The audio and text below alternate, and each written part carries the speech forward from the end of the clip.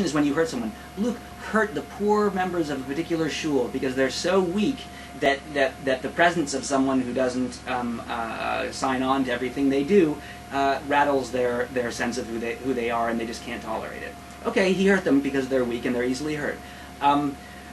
Does that? But the transgression then is their problem for being so fragile, as far as I'm concerned. I mean, it's. Well, that could be too, yeah. And same with the guy who makes you feel like a jerk because you bring some goddamn sprinkles into his house. If the guy has testicles, then he knows what his convictions are. Okay, this is a particular person who came in. She didn't know all my crazy ass nuances of how I do my shit. And then he handles it in a way that respects you. But he didn't do that. He couldn't do that. He was too much of a puss. Right. So yes, it was transgressive because you're dealing with someone who's easily transgressed. Well, let's say she brought those sprinkles in and she trafed up $500 worth of his utensils. Like if Monica ran into your car and did $500 damage to your car, you'd get upset. So if Monica drops her cupcakes, puts them down, and bits of them sprinkle under $500 worth of. Well, it's his fault. If it was important to him not to have someone bring sprinkles into his home, then he needed to say, He shouldn't have been dating. Yeah, he put himself in a situation. He shouldn't have been dating a sex well, no, he was right to be dating her, but he wasn't up to it. Like he said, what he should have done is sat you down and said, look, I'm very easily wounded. And part of my baggage is that when someone brings sprinkles into my home, it really causes problems for me. And that may be true. It may be that these are the particular rules I abide by, and so you really need not to bring sprinkles to my house. But if this was a really, holy shit woman, I don't do sprinkles, that's not my thing, then he really needed to make that clear in advance. And if he just, had other stuff on his plate and didn't occur to him and just thought other people were going to know his needs without his expressing them, that's his problem. that guy out there, But shouldn't have Monica, if she was in a relationship with someone she cares about, shouldn't she? I didn't care about him. Research the laws of Kosher? Well, did he tell her that no. His... Wait, you can't eat them off a paper plate out of the paper box in the living room? Do sprinkles have a hashkafa on them? Do they have an OU? If they're not, they're treif. It's like bringing pork. I thought I just couldn't come into the kitchen. I can't sit He doesn't on want the stuff kosher that's counter. not kosher in his house. Yeah, but we don't know what he wants. He has to tell. He has to tell her. That's not standard across the board. If you keep kosher, depending on what level of kosher you keep. Mm-hmm. So he's keeping it fairly strictly. It seems like, right? Yeah. So okay, and then he's dating. Okay, sorry. Continue. But he'll eat the cupcakes on the doorstep. Yeah, he's a moron. I'm sorry.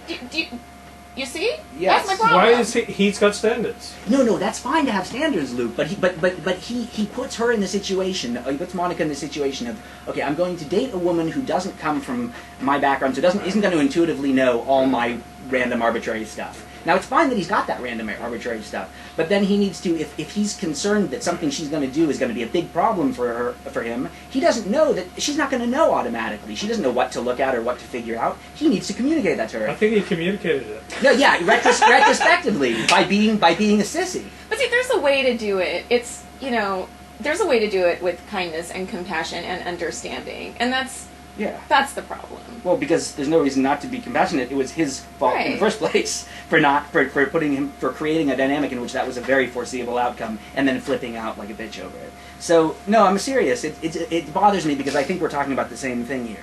I fine. They say to you, okay, you transgressed our little house rules, and.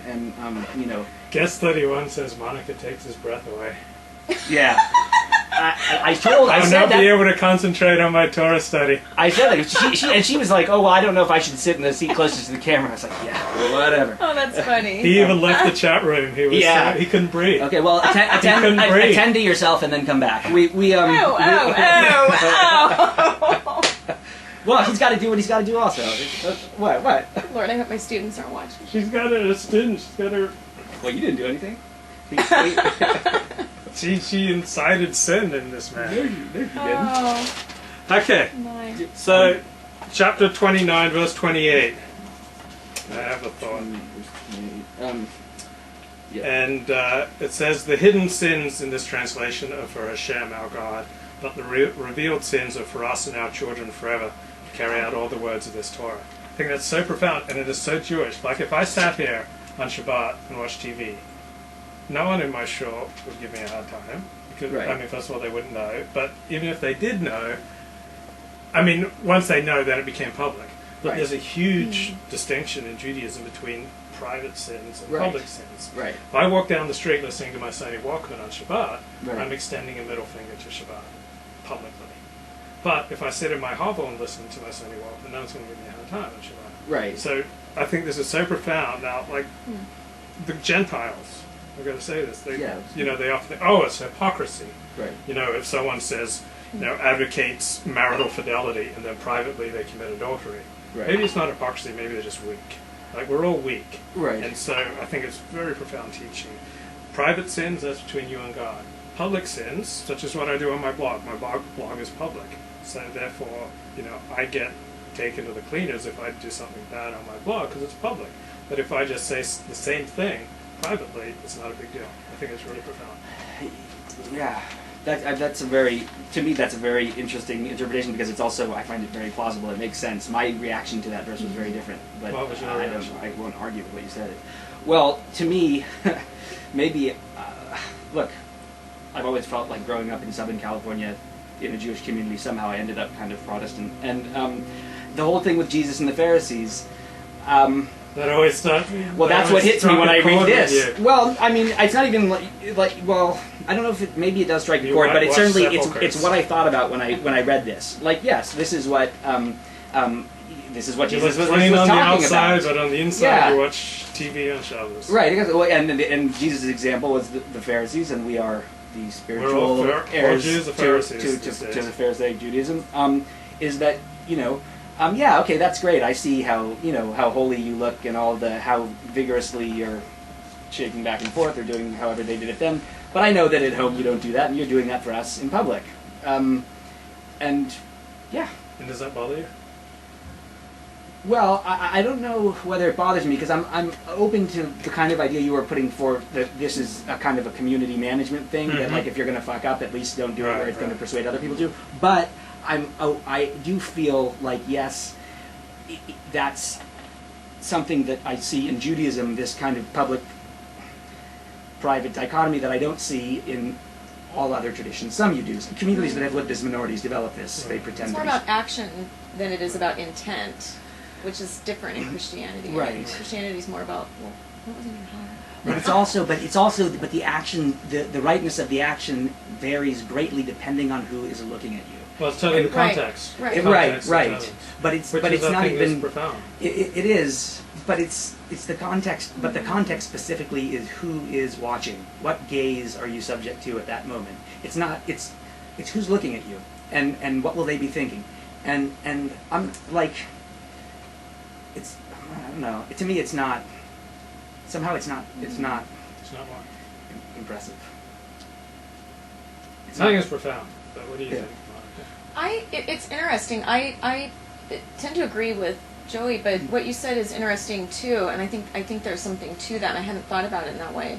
I don't know. I mean, I do think though that maybe there's a line. Like it can be about this sense of community management or whatever you called it, but I think there's a point at which, in some instances, it becomes more. It's a holier than thou type of thing. It becomes, I want to be seen as someone who's following all the rules in order to set myself aside from those people who aren't. Is that bad? It's exclusionary. Is that bad?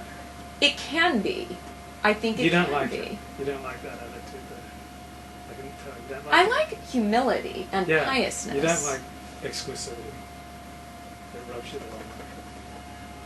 I don't like when people act like they're better than other people because they've chosen a particular way to worship or read or behave or whatever. That's one of the reasons people hate Jews, because we inherently believe that we are better. Christians believe Jews are better though too. I mean, that's like built into Christianity. The Jews are the chosen people. But that is another. Do you think we're better? Jews? No. You don't think we're better than the non-Jews? And I think we're smarter, better educated, more charitable with one another, create better communities and more learning.